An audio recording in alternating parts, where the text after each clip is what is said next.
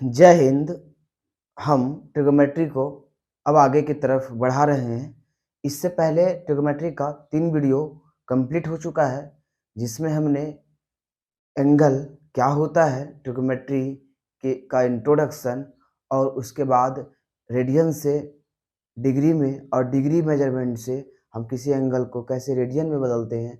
उसके बाद मैंने फार्मूला, और उसके बाद अब मैं फार्मूले जो लिखाया था मैंने, और भी कुछ चीज़ें जो बताया था ट्रायंगल से रिलेटेड, उसके सवाल पे चल रहे हैं।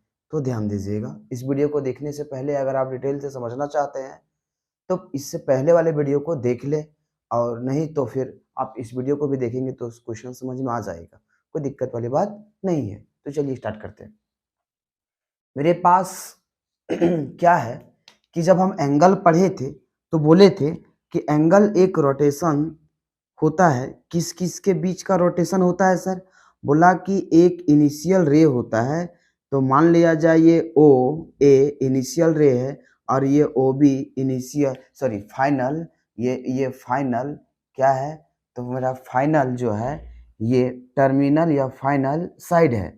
इसके बीच का जो रोटेशन बनता है हम उसी अमाउंट को, रोटेशन अमाउंट को मेजर ऑफ एंगल कहते हैं, और जो यहाँ फिगर बनता है हम उसको एंगल कहते हैं। ठीक है, इतना बात समझे थे। तो अभी ये फिक्स रहता है, ये ओ ए फिक्स रहता है। हम इसको घुमाते हैं, यहाँ तक घुमाए तो इतना ये एंगल बना, यहाँ घुमाएंगे यहाँ तक तो ये एंगल बनेगा, अगर हम आगे घुमाएंगे तो ये एंगल बनेगा। इस तरीके से करते करते हम इसको जहाँ से स्टार्ट किए थे घुमा करके वहीं लेते आएंगे, तो ये ऐसे एक सर्कल बनेगा। और आपको पता है कि एक सर्कल, एक वृत्त 360 डिग्री एंगल बनाता है, ठीक है ना। और 360 को हम अब सुविधा के लिए पढ़ने में आसानी हो, इसीलिए उसको 4 इक्वल पार्ट्स में, 4 बराबर भाग में बांट देते हैं। तो 4 बराबर भाग में बांटते हैं ना 360 को, तो 4 बराबर भाग में बांटते हैं। तो उसका फर्स्ट भाग जो होता है वो 90 डिग्री होता है। ये भी फर्स्ट, सेकंड भाग भी 90 डिग्री का, ये भी 90 डिग्री का, ये भी 90 डिग्री का। तो 90 90 180, फिर 90 270 270 और 90 360। तो यानी टोटल जो है 360 को 4 इक्वल पार्ट्स में बांटते हैं। और जब 4 इक्वल पार्ट्स में बांटते हैं तो फर्स्ट पार्ट को हम फर्स्ट क्वाड्रेंट के नाम से जानते हैं, सेकंड पार्ट को सेकंड क्वाड्रेंट के नाम से जानते हैं, थर्ड पार्ट को, तीसरे पार्ट को थर्ड क्वाड्रेंट के नाम से जानते हैं, फोर्थ पार्ट को फोर्थ क्वाड्रेंट के नाम से जानते हैं। अब हर एक क्वाड्रेंट में कुछ कुछ खास खास बात होता है। बोला कि फर्स्ट क्वाड्रेंट का क्या मतलब है?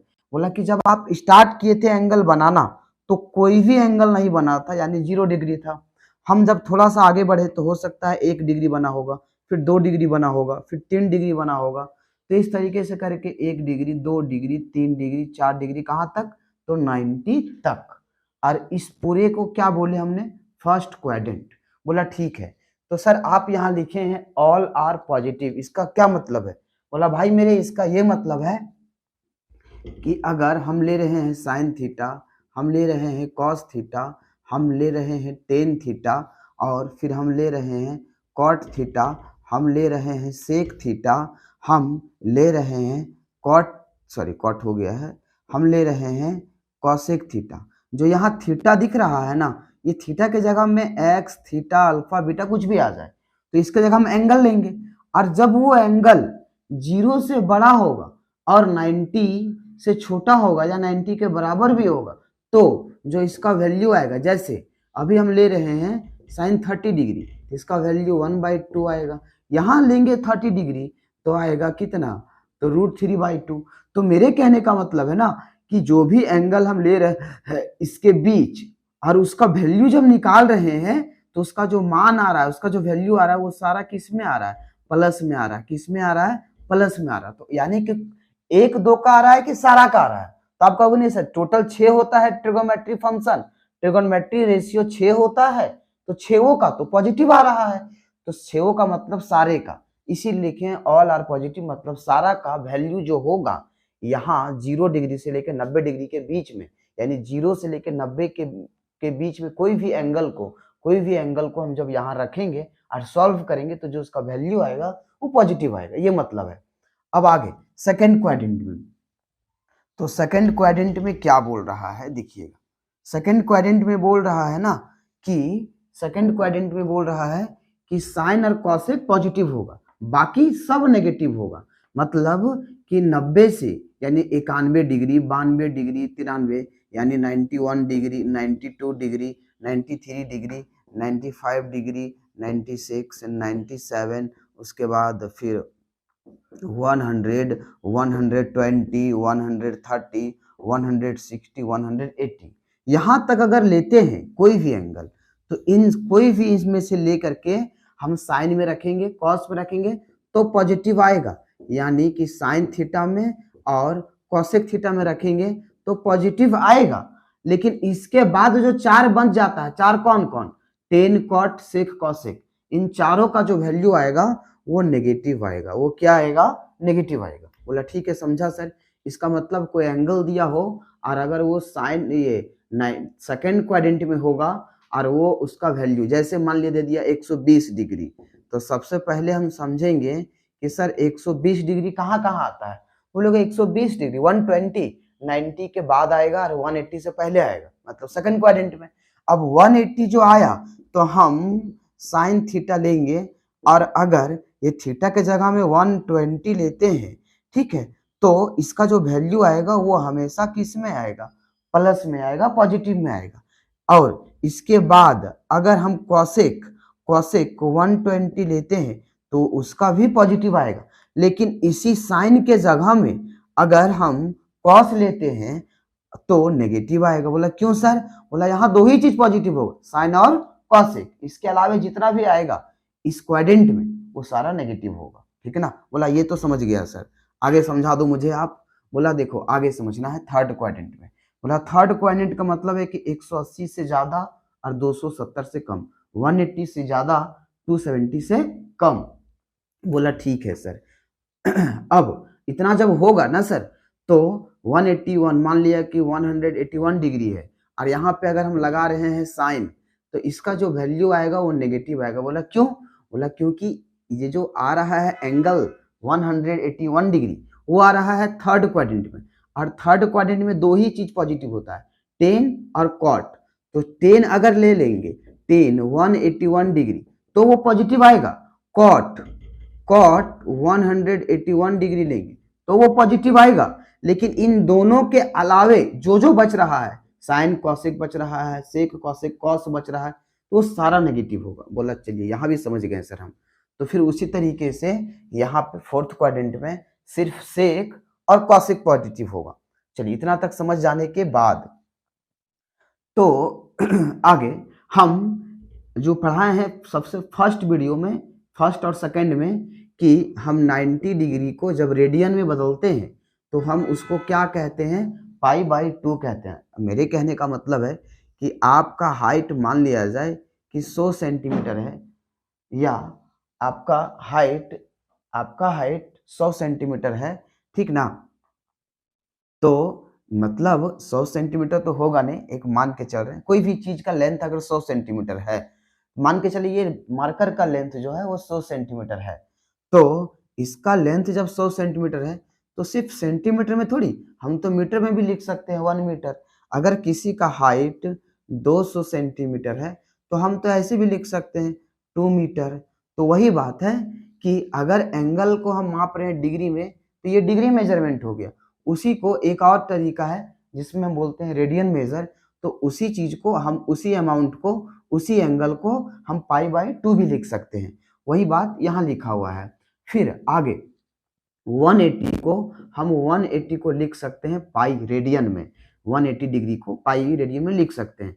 आगे 270 डिग्री को 3π/2 लिख सकते हैं, और फिर घूम करके यहाँ जाएंगे तो 360 डिग्री आएगा, हम उसको रेडियन में 2π लिख सकते हैं। जब इतना आप समझे तो आप बोलोगे सर ये याद कैसे रखेंगे कि फर्स्ट क्वाड्रेंट में सब पॉजिटिव होता है, सेकंड क्वाड्रेंट में सिर्फ साइन और कॉसेक पॉजिटिव होता है, थर्ड क्वाड्रेंट में टेन और कॉट पॉजिटिव होता है, और ये फोर्थ में सेक और कॉसेक पॉजिटिव होता है। बोला इससे पहले जो हम लास्ट वीडियो में बात किए थे कि साइन का अपोजिट वाला रिलेशन कौन दिखाता है, कॉसेक। तो साइन और कॉसेक एक दूसरे का अपोजिट है, एक साथ आएगा। टेन और कॉट एक दूसरे का अपोजिट है, एक साथ आएगा। सेक और कॉसेक एक दूसरे का अपोजिट है, एक साथ आएगा। तो ये जो याद रखना है कि कौन किसके साथ आएगा, जब इतना याद रख लेंगे आप तब आगे देखें। All student to college, all students to college, सारे स्टूडेंट्स कॉलेज में। अब तो आप स्कूल में रहोगे नहीं ना, अब तो कॉलेज में पढ़ोगे, इसीलिए क्या लिखा हुआ, ऑल स्टूडेंट्स टू कॉलेज। जब ऐसे लिखा हुआ है तो ऑल का मतलब ये फर्स्ट क्वाड्रेंट के लिए जिसमें सारा पॉजिटिव, स्टूडेंट्स एस, एस से क्या स्टार्ट होता है, तो कहोगे साइन स्टार्ट होता है सर, तो साइन पॉजिटिव, और साइन के साथ क्या आएगा, कॉसेक आएगा, कॉसेक भी पॉजिटिव। बोला ठीक है समझ गए सर। सेकंड क्वाड्रेंट में टी ओ, टू नहीं समझना, टी से क्या होता है, तो टी से sir sine cos tan cot sec, cosec में आता है 10, तो यानी कि 10 आता है, तो इसलिए थर्ड में फर्स्ट सेकंड थर्ड नंबर में आ रहा है, यानी थर्ड में ये टी से 10 पॉजिटिव होगा, और 10 के साथ क्या आता है, कॉट आता है। बोला ठीक है ये भी समझ गया सर। सी से कॉस होगा, होता कॉसेक भी है, बोलोगे सर सी तो कॉसेक भी तो होता है, बोला उसका कहानी तो पहले कर लिए ना भाई, तो उसको तो भूल गए हैं, तो फिर सी से और क्या होता है, बोला सी से और कॉस होता है, बोला नहीं सर सी से कॉट भी होता है, बोला उसका भी पार हो चुका है, लास्ट में बचा हुआ है कॉस, तो यानी कि कॉस, और कॉस का उल्टा क्या आता है, सेक, तो वो पॉजिटिव होगा फोर्थ नंबर। तो इतना याद हो गया। अब यहाँ के बाद हमने क्वेश्चन लिया हुआ, देखिएगा ध्यान से। चलो बोला है क्वेश्चन में कि इफ कॉस थीटा बराबर -8/17, यानी कि कॉस थीटा का वैल्यू दिया हुआ है, गिवन दैट कि कॉस थीटा का वैल्यू दिया हुआ -8/17, हमने ये लिख लिया। फिर बोला है कि जो यहाँ थीटा दिख रहा है सर, वो थीटा तो नहीं ना बताया है कि 20 डिग्री है कि 30 डिग्री है कि 40 है कि 50 है, कितना नहीं बताया, लेकिन हाँ ऐसा बताया है कि यहाँ जो थीटा होगा सर, वो देखिए आप बचपन में पढ़े होंगे कि 3 इज ग्रेटर देन 2, यानी 3 2 से बड़ा है, जिसके तरफ मुंह खुला रहेगा, आपका मुंह ऐसे है, ऐसे, तो इधर बड़ा होता है कि इधर बड़ा होता है, तो जिधर खुला रहता है उधर बड़ा होता है, तो वही बात कि जिधर ये मुंह खुला हुआ है उधर बड़ा होगा, तो उधर बड़ा होगा, तो यानी 3 बड़ा है 2 से सर, तो उस तरीके से अगर थीटा के तरफ मुंह खुला हुआ है, इधर पाई लिखा हुआ है, तो पाई का मतलब कितना होता है 180, यानी थीटा जो होगा 180 से बड़ा होगा, बोला 180 बड़ा से होगा तो इधर जाएगा सर, बोला ठीक है समझ गए।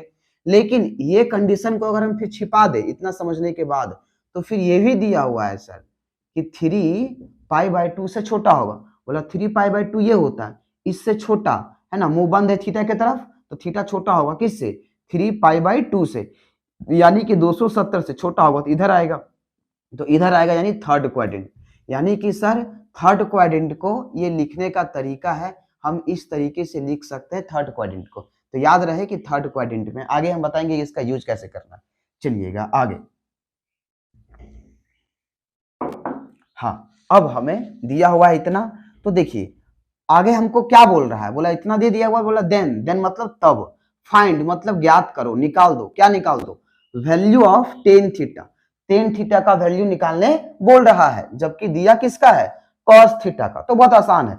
ऐसा क्वेश्चन जब भी आ जाए तो आप सबसे पहले एक ट्रायंगल बनाएंगे, और ट्रायंगल बनाने के बाद इसको अगर आप थीटा मानेंगे, इसको थीटा मानेंगे, तो ये क्या बन जाएगा, परपेंडिकुलर, इसका अपोजिट वाला हाइपोटेनियस। याद कीजिए जो बताए थे हम रास्ता, कि ये इसको देखा तो इससे प्यार हो गया, लेकिन अगला जो लड़की है वो इससे हेट करती है, नफरत करती है, और जिंदगी दोनों का क्या हो जाता है, इससे बर्बाद हो जाता है, बी से, यानी कि ये परपेंडिकुलर, ये हाइपोटेनियस, ये बेस।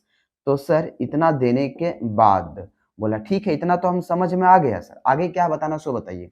बोला एक और रास्ता बताए थे, बोला क्या, बोला पंडित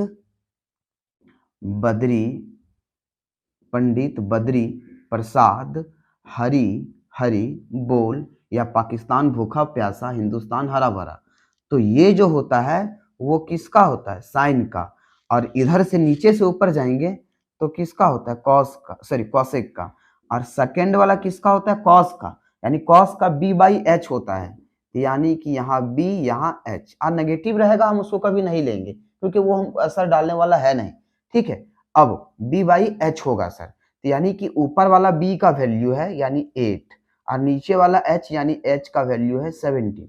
बोला यहाँ से पता तो चल गया सर, बोला ठीक है। अब आगे ध्यान देना है, आगे जब ये पता चल गया तो हमें निकालना क्या है, p निकालना है। तो आपको हम इस वीडियो से पहले वाला वीडियो में फॉर्मूला सिखाए थे कि p निकालने का फॉर्मूला क्या होता है, तो आप कहोगे कि h का स्क्वायर माइनस b का स्क्वायर। अब p बराबर रूट अंडर h का क्या वैल्यू है, तो हम देखेंगे कि h का वैल्यू मेरे पास 17 है, तो 17 का स्क्वायर माइनस b का क्या वैल्यू है, तो आप कहोगे 8 है, तो 8 का रख दिए b के जगह में, b में स्क्वायर है इसलिए इतना इसका स्क्वायर हो जाए। तो अब हम देखेंगे, इसको सॉल्व करेंगे तो हमें कितना मिलेगा, 17 का स्क्वायर कितना आएगा, तो 289 आएगा, माइनस 8 का कितना होगा 64। हम जब इसको माइनस करेंगे ये इसमें जाएगा तो 5 आ जाएगा, ये इसमें जाएगा तो 2 आ जाएगा और ये अंतिम में 2 बच जाएगा।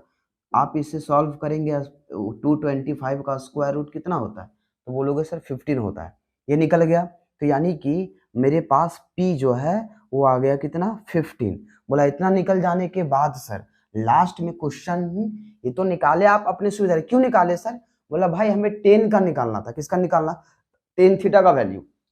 और tan का क्या होता है, ये तो sin का होता है, ये cos का होता है, ये tan का होता है, यानी कि सर हम बोलेंगे इसीलिए tan थीटा बराबर p बाई b, और tan थीटा बराबर जब p बाई b होता है तो मेरे पास पहले सिर्फ b और h का था, p का तो था नहीं, तो p को निकालना ही जरूरी था, इसलिए जरूरी था क्योंकि हम इसका निकाल सके। अगर नहीं निकालते ना p तो अभी यहाँ पे क्या रखते, सिर्फ b रख पाते, p तो रख नहीं पाते। इसीलिए हमें क्या करना चाहिए कि जब भी ऐसा क्वेश्चन आए तो पहले तीनों निकाल लेना बहुत जरूरी है। तीनों निकाल लेंगे फिर हमें जो चीज भी निकालने बोल रहा होगा वो कर लेंगे। तो इसका मतलब p आ गया 15, तो फी का वैल्यू यहाँ रख देंगे सर 15 यानी 15 बाई b का वैल्यू 8 रख देंगे 8। अब इसके बाद इसका साइन भी लगाना, इसका चिन्ह भी लगाना, तो चिन्ह कैसे लगाएंगे सर, बोला कि देखो थीटा कौन सा क्वाड्रेंट में, बोला थर्ड में, तो थर्ड में tan क्या होता है, tan का निकाल रहे हैं ना आप, तो थर्ड में tan क्या होता है, बोला पॉजिटिव, बोला इसको ऐसा ही छोड़ दो कोई दिक्कत नहीं, ये हो गया आपका आंसर फाइनल। ठीक है, किसी और चीज का बोलता, मान लिया जाए आपको बोलता कि साइन का वैल्यू, तो साइन का आप जान रहे हैं साइन का क्या होता है p बाई एच, यानी ऊपर p का वैल्यू होगा, ऊपर p का मतलब है सर कि 15 होगा 15 होगा, नीचे h कितना है 17, तो नीचे 17 होगा, और ये साइन है ना, और थीटा जो इसमें यूज हो रहा है, ये जो थीटा यूज हो रहा है वो थीटा कौन सा क्वाड्रेंट में है, बोला सर यहाँ तो दिया हुआ है क्वेश्चन में थर्ड क्वाड्रेंट में, तो थर्ड में क्या साइन पॉजिटिव होता है, बोला बिल्कुल नहीं होता है सर, इसका मतलब इसका जो वैल्यू आया वो नेगेटिव में होगा, ये था। तो चलिए अब दूसरा क्वेश्चन देखते हैं। आइए भाई मेरे, अब हम इसी तरीके से एक और क्वेश्चन को देखते हैं। तो उस क्वेश्चन में ऐसा नहीं होगा, इससे पहले क्वेश्चन में क्या था कि किसी एक ट्रिगोनोमेट्री वैल्यू का, एक ट्रिगोनोमेट्री वैल्यू का मतलब है कि सिर्फ दिया हुआ था किसका कॉस का, और पूछा किसका था टेन का। इस बार क्या किया है कि एक समीकरण दिया हुआ है, एक इक्वेशन दे दिया है और पूछ रहा है किसी कॉस का वैल्यू, तो इसका मतलब है ना सर कि हमें यहां से इस इक्वेशन से पहले सॉल्व करके किसी एक का वैल्यू निकालना पड़ेगा। अब वो कॉट का आ जाए या किसी भी चीज का वैल्यू आ जाए, मान के चल रहे हैं कि ऐसा वैल्यू आ जाएगा, जब ऐसा वैल्यू आ जाएगा सर तब हम ट्रायंगल बना करके तीनों चीज निकाल लेंगे, यानी परपेंडिकुलर हाइपोटेनियस बेस निकाल लेंगे, फिर इसका वैल्यू रख देंगे। आसान है, लेकिन पहले यहां से एक वैल्यू निकालना पड़ेगा, तो चलिए देखते हैं कि कैसे निकलता है।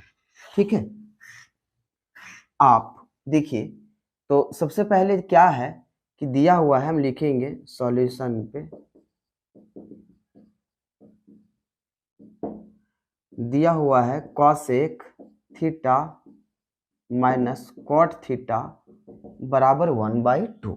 हम आपसे पूछते हैं कि जब आप क्लास 10th में थे तो ऐसे वाला इक्वेशन को तो सॉल्व किए होंगे, ऐसा समीकरण को मान लिया जाए कि ऐसा, अगर ऐसा रहता था आपके पास समीकरण या इक्वेशन, तो आप क्या करते थे कि इस दोनों को काट देते थे, ये x 2x हो जाता था, इन दोनों को जोड़ते थे 10 आता था, आप इसे सॉल्व करते थे तो आपको मिल जाता था x बराबर 5। ठीक है, तो उसी तरीके से हम अगर चाह रहे हैं कि या दोनों में से किसी एक का वैल्यू आ जाए, या तो सिर्फ कॉसेक बराबर कोई नंबर आ जाए या तो सिर्फ कॉट बराबर कोई एक नंबर आ जाए, अगर दोनों में से किसी एक का वैल्यू निकल जाएगा तो ये चीज हम आराम से पा सकेंगे, निकाल लेंगे।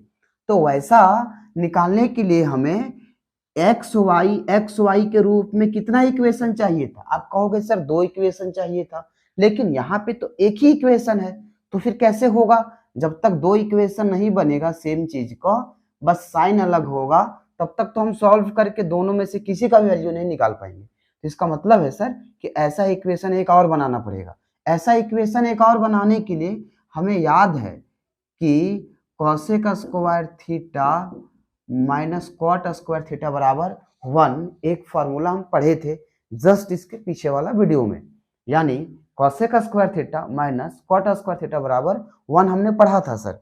तो आगे एक बात और जानते हैं। बोला क्या जानते हैं? बोला सर बचपन में पढ़े थे कि ए स्क्वायर माइनस बी स्क्वायर बराबर होता है ए माइनस बी इंटू ए प्लस बी। ठीक है सर, तो इसका मतलब अगर हम कॉसेक थीटा को ए मान लेंगे, कॉसेक थीटा को ए मान लेंगे तो मेरे पास मिल जाएगा मेरे भाई क्या, ए मान लेंगे इसको यानी ए का स्क्वायर, और कॉट थीटा को बी मान लेते हैं, कॉट थीटा को बी मानते हैं, उसमें स्क्वायर है तो बी का स्क्वायर हो जाएगा। तो यानी कि होगा एक बार ए माइनस बी इंटू में ए प्लस बी, तो ए की जगह में कितना है मेरे पास? तो आप कहोगे कॉसेक थीटा, प्लस बी की जगह में कितना है मेरे पास? आप कहोगे कॉट थीटा। इतना हो सकता है, बराबर के बाद कितना था? 1। तो यानी कि सर हम लिख सकते हैं डायरेक्ट क्या? बोला वी नो दैट, एक इक्वेशन तो ऐसा हो गया तो इसको 1 मान लें आप। ठीक है, आप लिखें वी नो दैट। हम लोग जानते हैं सर, क्या जानते हैं? बोला हम लोग जानते हैं cosec square theta minus cot square theta बराबर 1 होता है सर।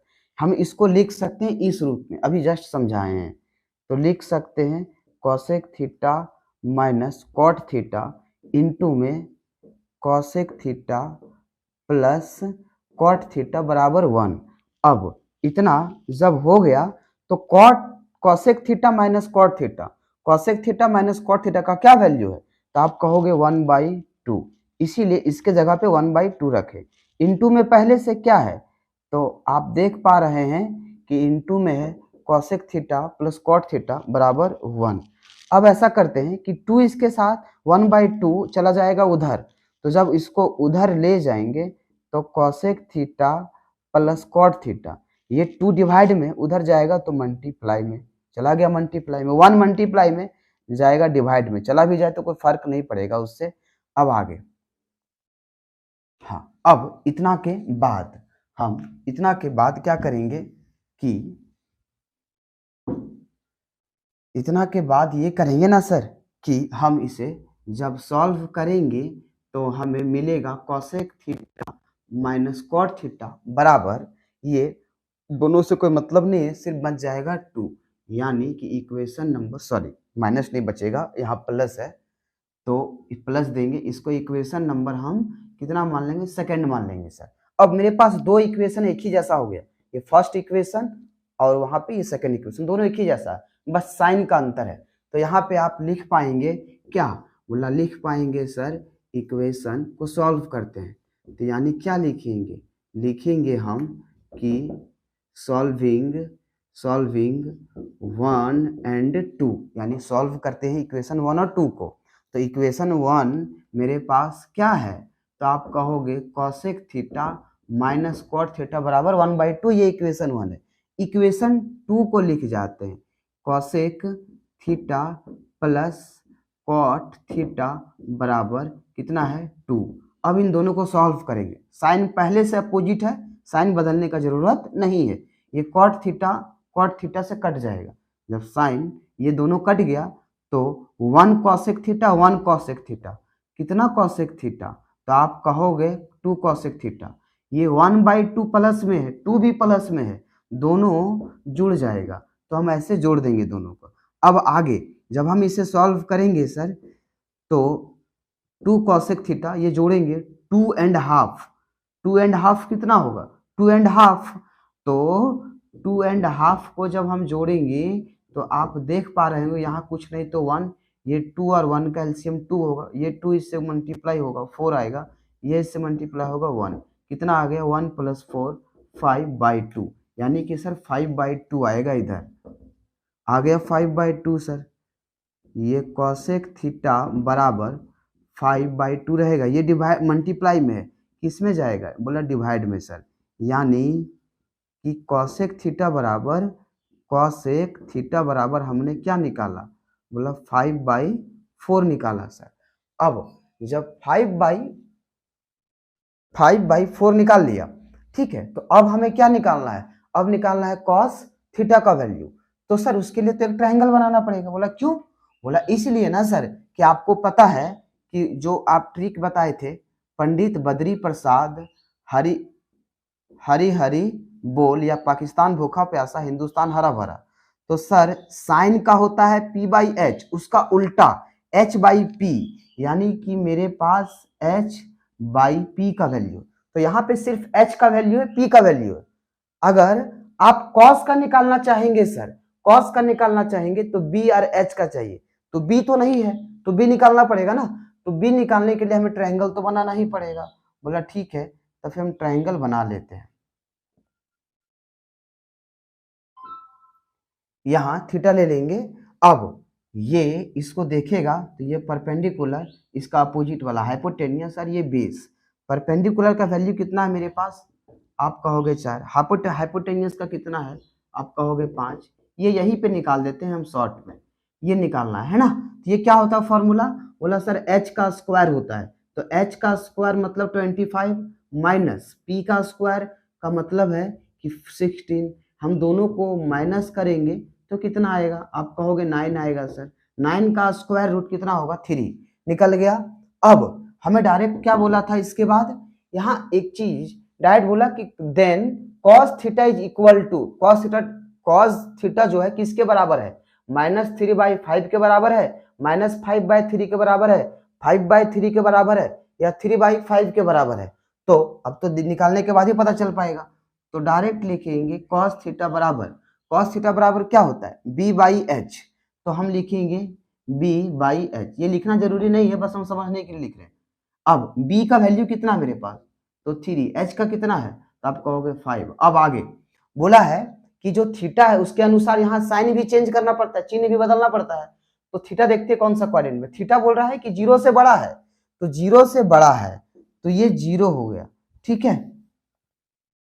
मान लिए कि थीटा यहाँ है 0, तो 0 से बड़ा है मतलब इधर जाएगा, और फिर क्या बोला है कि π/2 से छोटा है, π/2 तो यहाँ होता है, मतलब π/2 का मतलब 90 डिग्री, π/2 का मतलब 90, इससे छोटा है मतलब इस जगह पे आ रहा है, ये फर्स्ट क्वाड्रेंट है, तो फर्स्ट क्वाड्रेंट में तो ये पॉजिटिव ही होगा सर, क्योंकि वहां सारा पॉजिटिव होता है, यानी जब ये सारा पॉजिटिव होता है तो ये हो जाएगा। तो कौन सा ऑप्शन मेरे लिए सही हो जाएगा, ऑप्शन नंबर डी के साथ हम गाड़ी को आगे बढ़ाएंगे, ठीक है। तो ये 2 क्वेश्चन है, अब हम चलते हैं तीसरे क्वेश्चन के तरफ। तो अगला बहुत खूबसूरत सा सवाल है, और ये सवाल भले देखने में आपको लग रहा होगा कि वो काफी लंबा है, और मतलब बनेगा कैसे, क्योंकि हम cos 1 डिग्री का वैल्यू नहीं जानते हैं, cos 2 डिग्री का वैल्यू नहीं जानते हैं, cos 3 डिग्री का वैल्यू नहीं जानते हैं, बनेगा कैसे। बट ये सवाल बहुत आसान है, बस थोड़ा सा दिमाग हमें लगाना पड़ेगा। तो देखते हैं बनता है कैसे ये सवाल में हम थोड़ा सा ध्यान देंगे तो ये हमें मिलेगा कि पूछ रहा है कि द वैल्यू ऑफ के बाद ये पूरा आया हुआ है, यानी ये पूरा क्या है सर, बोला पूरा देखिए, पूरा है cos 1 डिग्री, फिर है cos 2 डिग्री, फिर ये है cos 3 डिग्री, फिर आगे 1 2 3 4 इस तरह से बढ़ते जा रहा है, तो आगे क्या आएगा cos 4 डिग्री, फिर आगे डॉट डॉट डॉट दिया, मतलब बढ़ते जा रहा है, कहाँ तक बढ़ रहा है लास्ट सर, बोला 179 डिग्री तक, लास्ट यहीं तक बढ़ रहा है। बोला ठीक है, ये तो बात कोई दिक्कत नहीं, समझ गए सर। अब इस पूरे का वैल्यू पूछ रहा है, तो आप सोचोगे cos 1 डिग्री का वैल्यू जो होता होगा वो रख लेंगे, इसका जो वैल्यू होता होगा वो रख लेंगे, इसका जो वैल्यू होता होगा वो रख लेंगे, इसका जो वैल्यू होता होगा वो रख लेंगे, फिर आगे cos 5 डिग्री का जो वैल्यू होगा वो रख लेंगे, और सारे को हम गुना कर देंगे, क्योंकि गुना में है तो वैल्यू निकल जाएगा, और जो आएगा उनमें से कोई ऑप्शन में आ ही जाएगा, टिक मार देंगे। बोला यार ऐसे नहीं होगा, देखो इतना सारा वैल्यू का हम अगर वैल्यू निकालने लगे तो कितना टाइम जाएगा पता है? पहले काफी टाइम जाएगा, और 1 डिग्री 2 डिग्री 3 डिग्री निकालने का पॉसिबल ही नहीं है। फिर हमको कॉस का जो टेबल आता है वो देखना पड़ेगा। तो इसका मतलब है सर कुछ इसमें रास्ता निकालना पड़ेगा। बोला कि ये कॉस 4 डिग्री तक ठीक है, कॉस 5 डिग्री आएगा, कॉस 6 डिग्री आएगा, कॉस 7 डिग्री आएगा। इस तरह से करते करते अगर 179 से पहले कहीं ना कहीं कॉस 90 आएगा कि नहीं आएगा? आप कहोगे हाँ सर, कहीं ना कहीं बीच में कॉस 90 डिग्री आएगा। आप बताओ कि कॉस 90 का वैल्यू क्या होता है? तो आप कहोगे कॉस 90 का वैल्यू 0 होता है सर। कॉस 90 4 डिग्री आ रहा है, 5 डिग्री आ रहा है, 6 डिग्री आ रहा है, 7 डिग्री, इस तरह से करते करते कहीं ना कहीं कॉस 90 डिग्री तो आएगा ना, कॉस 90 डिग्री तो आएगा। जब कॉस 90 आएगा तो कॉस 90 का क्या होता है वैल्यू, क्या होता है मान? तो आप कहोगे 0 होता है सर। तो 0 होता है तो इधर कुछ भी वैल्यू आ रहा होगा, 1 2 3 1/2 3/2 कुछ भी आ रहा होगा, हमें उससे कोई लेना देना नहीं है। और आगे भी कुछ भी आ रहा होगा, हमें उससे भी लेना देना नहीं है। लेकिन बीच में ये 0 आएगा और सारा इनटू में है, तो इनटू में है तो ये गुना को मल्टीप्लाई होकर के ये सारा को क्या बना देगा? बोले सर सारा को बना देगा 0। तो यानी इस पूरे का क्या हुआ वैल्यू? तो आप कहोगे 0। तो इसीलिए ये इसमें से कौन सा ऑप्शन सही होगा? तो आप कहोगे सर बी ऑप्शन के साथ आप रिवॉल्वर चला दीजिए। बोले ये तो आसान सवाल है सर यार, बस दिख रहा था। तो कोई भी सवाल क्या होता है ना कि दिखता है हमें कि बहुत टेढ़ा है, बनेगा नहीं, बट वो एक्चुअल में इजी होता है, बस थोड़ा सा हमें दिमाग लगाने का जरूरत होता है। तो चलिए चौथे सवाल की तरफ बढ़ते हैं। अब क्वेश्चन है the value of 3 into sine X minus cos X to the power 4 plus 6 sine X plus cos X to the power 2 plus 4 into sine X to the power 6 plus cos X to the power 6 का sorry इतना is क्या होगा? 12 होगा या 13 होगा या 14 होगा या 13 होगा या 14? ये क्वेश्चन सबसे इंपॉर्टेंट बात ये है कि ये क्वेश्चन 1995 में IIT जी में आ चुका है, यानी कि ये कंपेटिटिव क्वेश्चन है। तो इसका दो रास्ता है सॉल्व करने का, ठीक है। एक रास्ता है डिटेल, हम डिटेल सॉल्व नहीं करेंगे क्योंकि टाइम काफी चला जाएगा, बट हम हिंट कर देते हैं कि डिटेल आप कैसे सॉल्व कर सकते हैं। तो पहले आप इसको कैसे तोड़ेंगे? बोला sir sign X minus cos x का होल स्क्वायर का स्क्वायर, हम ये पावर को मल्टीप्लाई करेंगे 4 आ जाएगा। इस तरीके से करके यहाँ भी तोड़ेंगे, फिर यहाँ भी ऐसा ही करेंगे, यानी यहाँ क्यूब बनाएंगे, यानी बनाएंगे यहाँ पे क्या, यहाँ बनाएंगे हम sorry A sine X square का whole power 3 plus cos square X का whole power 3, A cube plus B cube में तोड़ेंगे। और यहाँ पे क्या करेंगे, ए माइनस बी का पहले होल स्क्वायर में तोड़ेंगे, फिर ये जो स्क्वायर है उसको तोड़ेंगे। इतना लंबा चौड़ा भाषण जब हम शुरू करेंगे ना तो काफी टाइम लग जाएगा, और कंपटीशन में इतना टाइम होता नहीं है कि हम पूरा डिटेल सॉल्व कर सके। तो फिर ऐसा क्वेश्चन को कैसे टैकल करेंगे सर? तो आप हमें एक बात बताओ कि यहाँ कोई पार्टिकुलर एंगल तो नहीं दिया है एक्स के जगह में कि ये एंगल रखना है वो एंगल, यानी कि जब नहीं दिया होता है ना तो यहाँ जो एंगल एक्स दिख रहा है, यहाँ जो एंगल एक्स दिख रहा है, यहाँ जो एंगल एक्स दिख रहा है, इस जगह पे जो एंगल एक्स दिख रहा है वो सारा एक्स एंगल एक ही तरह का एंगल है। एक ही तरह का एंगल मतलब वो 0 हो, 90 हो, 40 हो, 50 45 हो, 60 हो, कुछ भी हो उससे। तो कहने का मतलब है कि जब सेम होगा, कुछ भी एंगल होगा सेम होगा, तो सीधा सीधा यहाँ पे ये सारे एंगल की, ऐसा क्वेश्चन में याद रहे ना कि ये किसी एक एंगल के लिए वैलिड नहीं होता है। ये जो स्टेटमेंट टाइप से ये जो दिया हुआ है वो किसी 0 डिग्री के लिए या फिर 45 डिग्री के लिए या 30 डिग्री के लिए एक ही एंगल के लिए वैलिड नहीं होता है, ये सारे एंगल के लिए वैलिड होता है। इसका मतलब है सर कि अगर x के जगह में हम कोई भी एंगल मान लेंगे तो वो जो भी वैल्यू आएगा वो सही होगा। हम 45 डिग्री मान लेंगे तब भी जो वैल्यू आएगा वो भी सही होगा। तो यानी कि हम सर 45 मान लें, यानी कि सर हम 90 डिग्री मान लें, तो सारे में आंसर सेम आएगा क्योंकि ये जो है वो सारे एंगल के लिए वैलिड है। तो हम अगर 90 डिग्री लेंगे तो वैल्यू कुछ अलग आएगा जो कैलकुलेशन को बढ़ा देगा।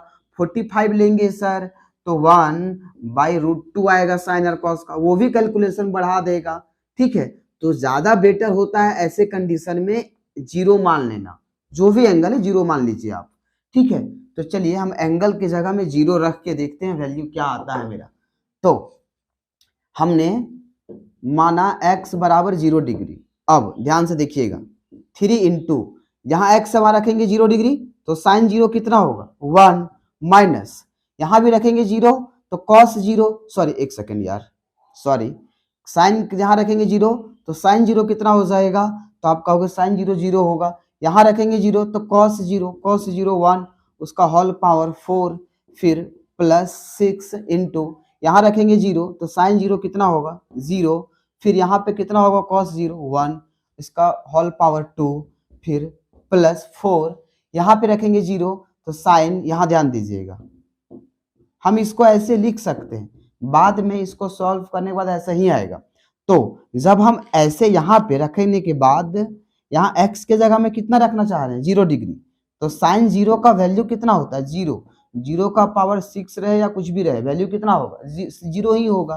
तो यानी कि इसका भी वैल्यू 0 प्लस इसका कितना 1 हो जाएगा। बोला ठीक है सर।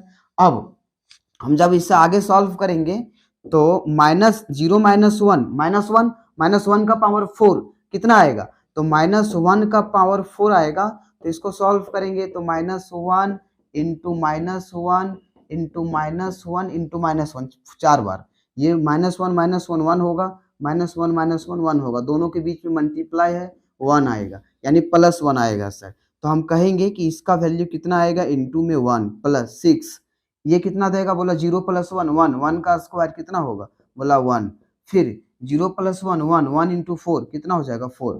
आप इसे सॉल्व करेंगे तो कितना मिलेगा 3 इंटू 1 3 प्लस 6 इंटू 1 6 प्लस 4 तो 4 और 6 10 और 3 13 यानी कि ऑप्शन नंबर मेरा सी सही है। ठीक है। अब एक क्वेश्चन और देखेंगे जो अगला है। देखिए क्वेश्चन है कि if tan θ1 into tan θ2 equal to k यानी कि अगर tan θ1 इंटू tan θ2 का वैल्यू अगर k के बराबर है देन तब cos θ1 minus θ2 by cos θ1 plus cos θ2 का वैल्यू किसके बराबर होगा इन चार में से किसके बराबर होगा ये हमसे पूछ रहा है। तो देखिए ऐसा क्वेश्चन में होता क्या है ना एक्चुअली में कि इसको सॉल्व करके कुछ दूर तक बढ़ाते हैं। कुछ दूर का मतलब कितने दूर तक सर इतना दूर तक जहां पे ये नजर आने लगे और जहां ये नजर आने लगेगा वहां पे इसके जगह में के हम यूज कर लेंगे तो के फॉर्म में मेरा वैल्यू आ जाएगा है ना। तो देखिए उस तरीके से हम काम करते हैं जैसे मैंने आपको बोला सिंपल वे में। तो अब हम डायरेक्ट इसको क्या करेंगे हमने एक फॉर्मूला बात किया था इससे जस्ट पीछे वाला वीडियो में कि cos a माइनस बी किसके बराबर होता है तो cos a into cos b plus sin a into sin b। दूसरा फॉर्मूला था cos a प्लस b का cos a into cos b minus sin a into sin b।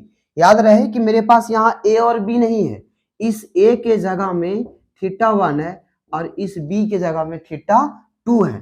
तो यानी कि सर यहाँ पे θ1 यहाँ θ2 यहाँ a के जगह में θ1 b के जगह में θ2। सेम कहानी यहाँ होगा θ1 θ2 θ1 θ2। बोला ठीक है सर। तो हम ऐसा लिखेंगे तो क्या लिखेंगे मेरे भाई तो आप कहोगे cos θ1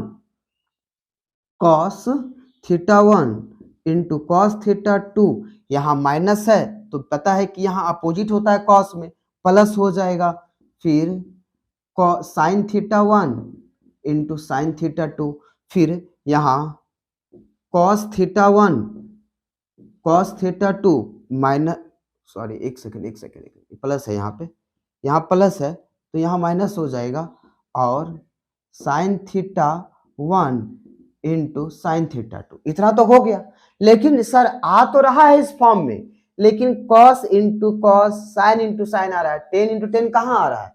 बोला देखो लाएंगे आप टेंशन ना लें हम इसको लाएंगे। बोला कैसे सर बोला ऊपर जो लिखा हुआ है उसको लिखे रहने दो यानी cos θ1 इंटू cos θ2 फिर यहाँ पे sin θ1 इंटू sin θ2 फिर नीचे में जो कुछ भी है यानी कि cos θ1 into cos θ2 minus sin θ1 into sin θ2।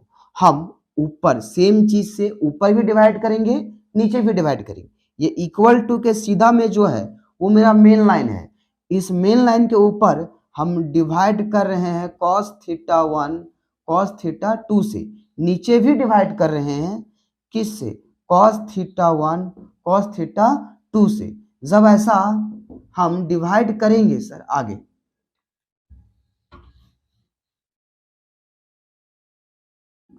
जब हम डिवाइड करेंगे तो ध्यान देंगे, अब डिवाइड करने के बाद ये जो cos थीटा 1 cos थीटा 2 है इसके साथ अलग डिवाइड करेंगे और sin थीटा 1 sin थीटा 2 के साथ अलग डिवाइड करेंगे। जब ये इसके साथ डिवाइड होगा तब तो ये सेम हो जाएगा दोनों, क्योंकि ऊपर भी cos थीटा 1 cos थीटा 2 है, यहाँ भी नीचे भी cos थीटा 1 cos थीटा 2 है, जब डिवाइड होगा तो 1 हो जाएगा, यानी यहाँ 1 हो जाएगा। लेकिन जब ये इसके साथ डिवाइड होगा तो यहाँ रहेगा क्या, sin theta 1 into sine theta 2 by cos theta 1 into cos theta 2। ठीक है, ऐसे हो जाएगा। सेम कहानी नीचे भी होगा, अब ऐसा ही हम नीचे भी करेंगे, यानी इसको इसके साथ अलग करेंगे तो cos theta into cos theta 1 into cos theta 2 divide में क्या रहेगा, cos theta 1 into cos theta 2, दोनों डिवाइड होगा तो नीचे यहाँ 1 आ जाएगा, फिर यहाँ माइनस है इसलिए माइनस, और जब ये इसके साथ डिवाइड होगा तो क्या आ जाएगा, बोला सर ऊपर तो है sine theta 1 into sine theta 2, तो आप यहाँ लिखोगे sine theta 1 into sine theta 2, by में क्या रहेगा, बोला बाई में तो सर वही चीज cos theta 1 into cos theta 2, बोला यहाँ तक हम समझे, ये 1 रहेगा प्लस, अब आप देखो ये साइन सॉरी यहाँ पे sine theta 1 by cos theta 1, अभी लिख के दिखाएं कि टेन थीटा बराबर क्या होता है, साइन बाई कॉस, तो जब टेन थीटा बराबर साइन बाई कॉस होता है तो क्या साइन बाई कॉस टेन नहीं हो सकता, बोला हाँ बिल्कुल हो सकता है सर, यानी कि एंगल सेम होना चाहिए बस, तो जैसे यहाँ एंगल सेम था तो यहाँ वही एंगल हो गया, जैसे थीटा थीटा था तो यहाँ टेन थीटा हो गया, यहाँ भी थीटा 1 है यहाँ भी थीटा 1 है, तो इस पूरे के बदले में हो जाएगा टेन थीटा 1। फिर यहाँ पे साइन बाई कॉस है, जो एंगल यहाँ है वही एंगल यहाँ है, तो फिर यहाँ क्या हो जाएगा टेन, लेकिन एंगल इस बार थीटा 1 नहीं होगा क्योंकि यहाँ थीटा 2 है इसलिए थीटा 2 हो जाएगा। बोला यहाँ भी वही कहानी होगा, बस बीच में माइनस आ जाएगा, यहाँ भी क्या हो जाएगा, बोला सर टेन थीटा 1 बोला टेन थीटा 2, बोला अब तो हो गया सर, बोला कैसे, बोला सर अब वो चीज आ गया ना, जैसे टेन थीटा 1 टेन थीटा 2 वो आ गया जिसका वैल्यू हमें पता है, जिसका वैल्यू हमें दिया हुआ है, तो अब हम डायरेक्ट क्या करेंगे कि 1 plus tan theta 1 into tan theta 2 का वैल्यू कितना है, बोला के है सर, तो रख देंगे के, फिर नीचे 1 minus tan theta 1 into tan theta 2 का क्या वैल्यू के, बोला अब इससे ज्यादा सॉल्व करने का जरूरत है, बोला नहीं सर ऐसा ही तो दिया हुआ है ऑप्शन में, बोला कौन वाला, बोला देखिए सर 1 प्लस के बाई 1 माइनस के, 1 प्लस के बाई 1 माइनस के, तो ये मेरा ऑप्शन नंबर ए सही हो जाएगा। तो यहाँ तक हमने देखा भी 5 क्वेश्चन। देखिए थोड़ा सा वीडियो का लेंथ लंबा होता है क्योंकि हमें डिटेल में बात करना पड़ता है, अगर हम शॉर्ट बात करेंगे आपको समझ में ही नहीं आएगा तो वो बेकार हो जाएगा, जो हमें ठीक नहीं लगेगा। तो फिर चलिए मिलते हैं नेक्स्ट वीडियो में ट्रिग्नोमेट्री के। जय हिंद।